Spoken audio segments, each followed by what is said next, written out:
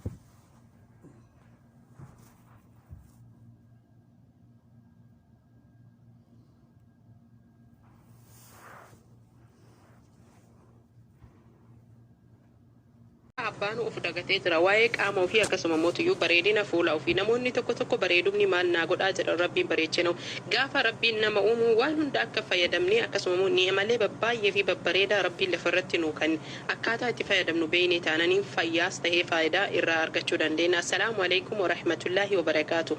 Ashama harka fuun hordoftoota fi kabajamtoota Razaan Ooroo jirra jirtu isiniin jedha. Hordoftoota fi kabajamtoota kiyyaa tiktookiin silaafuu yaada nama fitachiisu. Gaafilee adda addaatu gaafatama. Shamarran keenya shaayii abishii akkamiin fayyadamna kan jettaniif abishii gogaa dhiitanii sukkaara hanga barbaadan itti gootanii namoonni furdina barbaadan qoftii booddesanii aanan burcuqqoo tokko itti godhuu dandeettan. Itti aansuun ammoo killee fi dinnichaa tokko walitti affeeltanii haaluma salphaa taheen karaalee salphaa taheen dinnichaa jiraa isaa killee waliin affeeltanii akkaataa affeelli kana jedhee isinitti himu. Akka killeen isin jalaan xaxxabne bishaan qorraa jalqaba itti naqxanii walumaan haa itti aansine abishii daaqamtuu maankaa tokko nu barbaachisa dhadhaa akkasuma walakkaa maankaa nu barbaachisa. Namoonni hedduun dhadhaa argachuu hin danda'u kan jettanii fi haala salphaa taheen dhadhaa zibdaa jettanii naannoo suuqota arabaa kam keessattuyyuu kan argachuu dandeettan akkasuma bitachuu dandeettan. Dhadhaan saaburree yookiin daalachaa fi barruu keessaa ilmamu osoo hin tahinii dhadhaa warshaan aanan horii limaatii raasee kan argattanidha. Kanaaf tiktookiin akkuma beekamu yaada nama fixachiisu viidiyoo dheeraa tahee fi akkasuma mootuyyuu akkamitti akka fayyadamtan akkamitti akka hojjettan hedduu isinii hojjedhee jira. Shamarran keenya kan baay'ee huqqatanii fi akkasuma lafti isaanii martuu hir'ina dhiigaa qaban sammalees jechuudha qaamni isaanii kumiyyuu jechuudha baay'ee kan huqqatan nyaanni kun nama guddaa qofaaf osoo hin tahin daa'imaa waggaa irraa illee ni tahaati. Akkasuma immoo haati daa'imaa takka deettee dubartiin deettuun shaayii aananii yookiin shaayii abishii haala salphaa taheen karaalee amma asirratti argitan kanaan dhuudee fayyadamtee fayyaa ofiirraa ooluu dandeetti. Guutuu viidiyoo namoonni barbaadan ammootuyyuu akka sirriitti fesinee ta'u tiktookiin sababa yaada nama fixachiifne daqiiqaa muraasa jarjaraan kan irratti waraabuu yookiin irratti dubbadhuudha. Sagaleenuu hangana jalaa dogongoruu gaha. Kanaaf dogoggora kiyya guutuun of kolchaa isiniin jedha. Haala asitti argitan kan osoo hin tahin haala bareedaa fi hawwataa taheen yuutuuba kiyya irratti kan isinii maxxanse dhaqxanii ilaaltanii irraa fayyadamuun salaxaa abishiis akkasuma dinnichaa affeelli killee kana sadiin qofa walitti fayyadamne akkaataan fayyadama isaa galgala nyaata booda kan nyaannee rafnuu fi akkasuma mootiyyuu shaayii abishii ganama qursii yookiin laaqana ciree irratti kan itti fayyadama kan fakkaate kan 30 40 kan fakkaate haala salphaa ta'een. Assalaamu alaikum wa rahmatullahi wa barakaatu.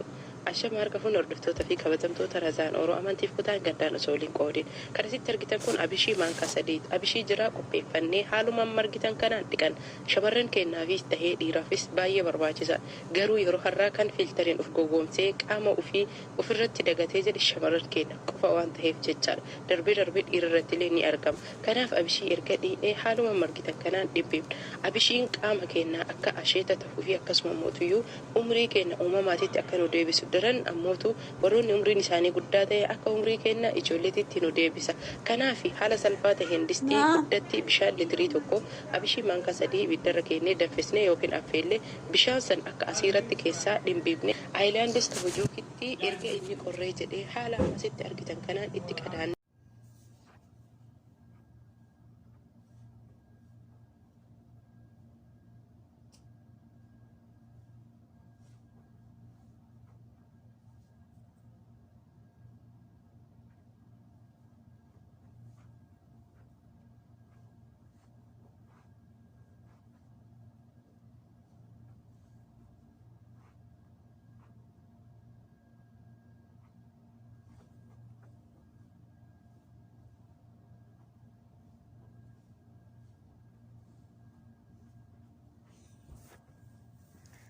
Kana mama chai na kora.